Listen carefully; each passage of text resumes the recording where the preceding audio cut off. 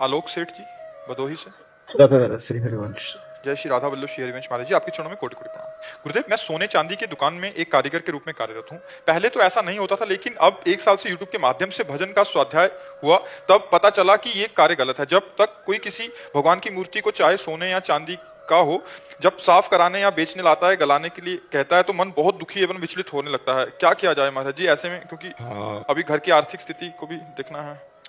पर हम तो ये नहीं कह पाएंगे कि आप भगवान के श्री विग्रह मूर्ति को गलाकर दूसरा रूप दीजिए, क्योंकि हम तो उनको साक्षात मानकर आराधना करते हैं।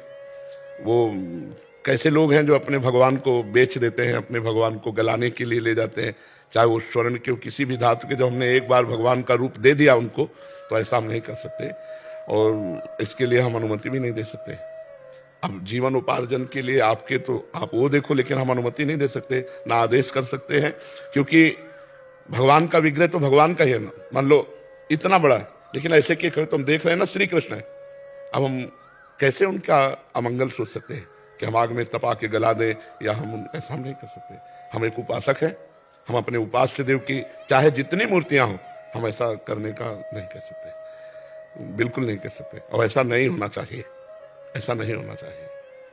अब हम इसके विषय में क्या कह सकते हैं, लेकिन हम उस विषय को कह रहे हैं कि ऐसा नहीं होना चाहिए कि हमारी भगवान मूर्तियों को गलाया जाए, अष्टधातु की हो या सोने की केवल हो।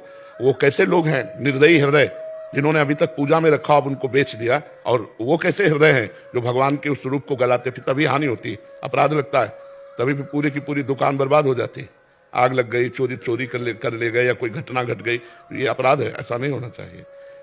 हम चूंकि एक उपासक है ना, हम कोई व्यापारी तो है नहीं, तो हम वही बात तुम्हें बताएंगे जो अध्यात्म में आपका मंगल करेगी। ऐसा नहीं होना चाहिए, ऐसा बिल्कुल नहीं होना चाहिए। अब आगे की रास्ता आप देखो कि आप कैसे चलोगे। जैसे लोग आजकल सुपारी में, तंबाकू में, या झोले में, या कार्ड में भगवान के नाम लिख रहे हैं, वो लोग समझते नहीं। फिर जब परिणाम आता है तब नाम का, यही तो अपने धर्म के लोग समझ नहीं रहे। अपने इष्ट की मूर्तियों को, उनकी छवियों को, लक्ष्मी गणेश जी की पूजा की, इसके बाद निकालकर गांव बाहर पीपल के नीचे रख दिया। अपने भगवान की छवियां कार्ड में छाप ली, ब्याह में फेंक करके रद्दी कागजों में। वही प्रभु बने हैं, श्री राम बने, सिया जी बनी, शिव जी बने, पार्वती जी बने।